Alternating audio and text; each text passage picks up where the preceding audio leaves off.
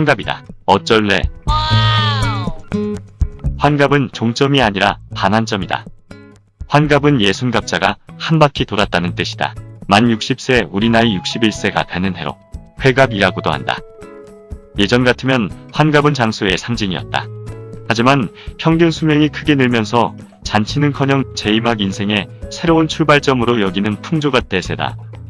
인생은 60부터라고 했던가. 할리우드 스타 해리슨 포드는 환갑을 맞아 귀를 뚫는 일탈을 감행했다고 한다. 청춘의 상징 개그맨 주병진도, 탤런트 박상원도, 가수 이문세도 다들 환갑을 넘겼으며 청춘 터프의 상징 배우 최민수도 벌써 내년이 환갑이다. 그렇다 우리의 감각으로도 환갑이 왕성하게 활동하는 딱 중간 나이로 인식되는 듯하다. 2056년에는 중위연령이 60세를 첫 돌파한다고 한다. 중위연령이란 총인구를 연령순으로 나열할 때 정중앙에 있는 사람의 해당 연령을 말한다.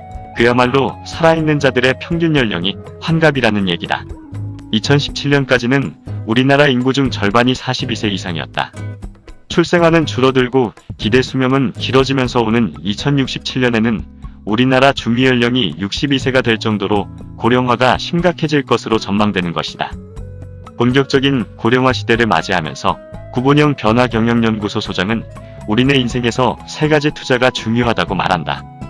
첫 번째는 먹고 사는 문제를 해결할 재정적 투자, 두 번째가 자기 개발을 위한 투자이고 마지막 세 번째가 다른 사람에 대한 투자다. 50대는 사회생활의 정점에 놓여 있다 보니 재정적 투자나 자기 투자를 준비한 분이 꽤 돼요. 하지만 다른 사람에 대한 투자까지는 생각하지 못한 분이 의외로 많습니다. 40대까지 자신의 성공을 위해 달려온 분이 대부분이니까요. 60대부터는 다른 사람의 성공을 도우며 살자는 발상의 전환이 필요합니다. 라고 말한다. 구 소장의 60대 10계명 중에 1년에 한 번 좋은 시절, 좋은 친구들과 좋은 곳으로 여행을 떠나자 등이 담겨 있으며 눈길을 끄는 독특한 계명 하나는 가난과 외로움을 체험하는 것이다. 60세가 되는 한적한 어촌을 찾아가 평일 하루에 1,000원, 주말 1만원으로 한 달간 버티며 생활하자는 것이다. 은퇴 이후를 상상해봤어요. 시간은 넘쳐나는데 쓸 수 있는 돈은 적은 상황에서 그 외로움을 어떻게 극복할 수 있을까라는 생각이 들더군요. 그런 한계 상황에서 외로움을 벗삼아도 버텨낼 수 있는 자신감을 키우기 위해 일종의 시뮬레이션 게임을 준비하는 겁니다. 60세가 되는 다시 공부하기에 가장 좋은 나이. 생물학자인 최재천 이화여대 석좌 교수는 2005년 당신의 인생을 이모작하라는 책을 냈다. 인간의 수명이 길어져 이제는 60세 전후에 은퇴를 한다면 인생의 절반을 산 셈일 뿐이라는 것이다. 그는 우리네 인생을 번식기 50년과 번식 후기 50년으로 일분에 바라보고 준비하라고 제안했다.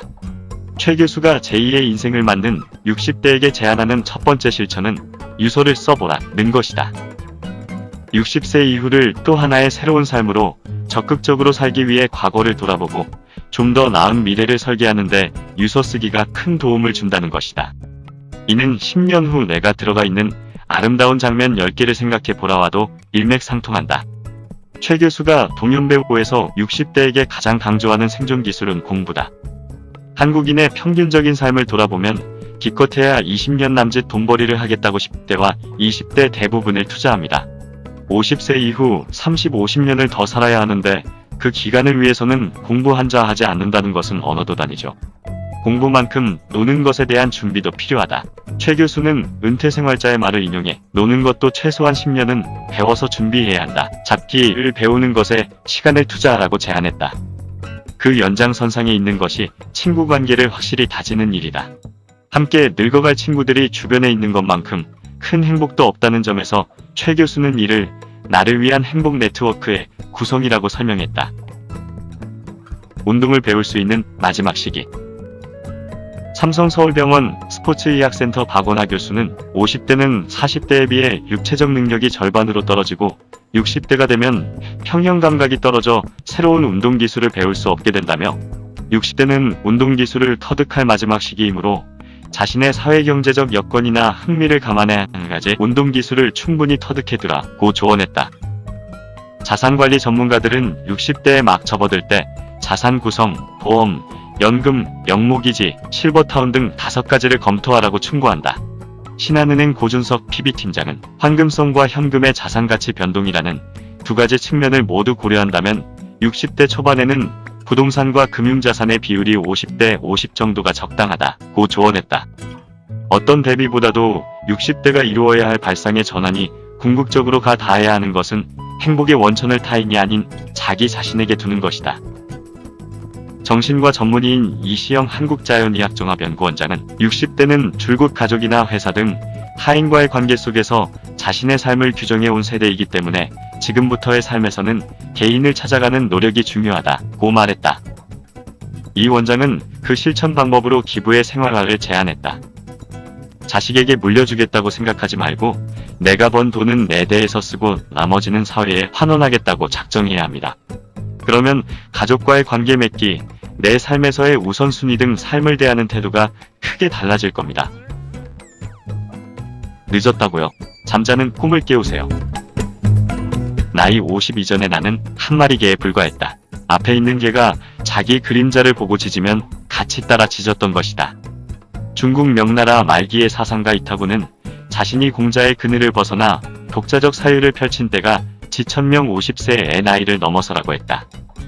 가족을 부양하기 위해 관직을 전전하다가 53세의 벼슬길에서 물러난 뒤에야 자신의 독자적 사상을 담은 문서, 장서, 지필의 매진의 불멸의 명성을 얻었다.